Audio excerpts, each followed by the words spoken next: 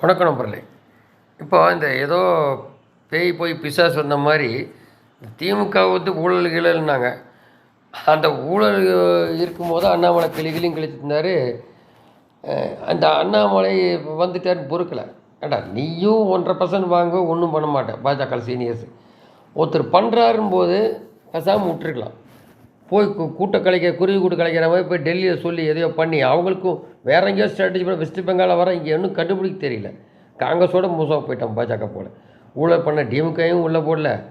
யாரோ சொன்னான்னு சொல்லிட்டு ஏடிமிக்கில் வந்த தலைவராக போட்டு இவரை காணாமல் பண்ணி அந்த எல்லாம் கவர்னரும் வந்து அந்த மாதிரி கவுன்சிலருக்கே நிற்கும் போல் வந்து அந்த மாதிரி போகிற சீனியர் பூரா வந்துடுறது. மந்திரி பெருசாக இதாக இங்கே வந்து முருகன் நிற்கிறது, தோற்று போகிறது. இந்த மாதிரிலாம் வந்து கொட்டி கலட்டை பண்ணி அது காங்கிரஸோட மட்டமாக பண்ணிட்டாங்க பாஜக. திருப்பி பழைய லெவலுக்கு போயிடுச்சு. அப்படியே டைமர் வச்ச மாதிரி.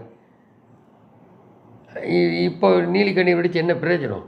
அவங்களாம் பிறந்தள்ளணும். அவங்களால 10 பைசா ஓட்டு இல்லை, அண்ணாமலை தான் ஓட்டு. இவர் சொன்னதெல்லாம் எடுத்து விஜய் பேசுகிற அப்படி இப்போ அறுவடை செஞ்சுட்டு இன்னும் உட்கார முடியல. கவர்னரை பார்த்து கவர்னர் கேரளா போயிட்டார். பொறுப்பு கவர்னர் தான் போட்டிருக்கு.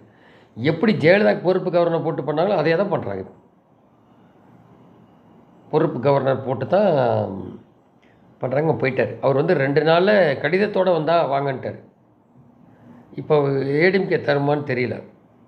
வெளியிலேருந்து தந்தால் தரணும். இல்லைன்னா காங்கிரஸ் உட்பட அவங்களாம் சேர்ந்தாச்சுன்னா இந்த கொடுத்துருக்க வாக்குறுதிகளாம் டெல்லியிலேருந்து எல்லாம் வராது. திருப்பி ஒன்றியம் தான் பாட்டு பாடுற. அப்படி விஜய் ஒன்றியங்கன்றின்னு பாட்டு பாடுவேன். அதே ஸ்டாலின் பாடி தானே எந்த வேகத்தில். ஆனால் ஒன்று சீக்கிரம் இந்த பசங்களாம் பிளாக்மெயில் பண்ணுறான் ஃபாதர் மதரை போல்.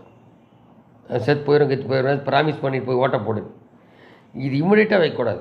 அப்படி உட்கார முடியலன்னா 6+6 1 வருஷம் கவர்னர் ஆட்சி கொண்டு வந்து அப்படித்தான் பண்ணியாகும். இது 198 மார்ஜின்லாம் வந்து எல்லாம் ரொம்ப நாள் நீடிக்க முடியாது. இவ்வளோ வாக்குறுதிக்கு ஒன்றும் பண்ண முடியாது. ஃபண்டு இல்லை. இது பயங்கரமான தீர்ப்பு தான் கொடுத்துருக்காங்க. ஃபுல்லாக மெஜாரிட்டி கொடுக்கல.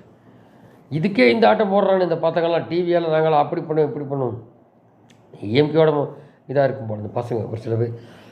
இன்னும் மெஜாரிட்டி இருந்திருந்தால் இப்படி இருக்கும் போது பசங்க. ஆட்சி வேறு, கவர்னன்ஸ் பார்க்கணும், அது தனி. நான் சொல்கிறது இந்த கேரக்டர் வைஸ் சில பேர் பேசுகிற வச்சு சொல்கிறது. ஏன்னா யங்ஸ்டர் பசங்க பல பேர் பல ஏதோ அந்த கல்ச்சர் இருக்கும் அந்த மாதிரி.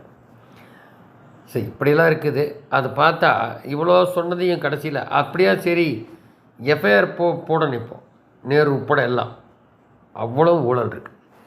அது என்றைக்கு எஃப்ஐஆர் அதான் ஆட்சியே உட்காரல. இப்போ இருக்கிற ஸ்டேட் கமிஷன் டிஜிபி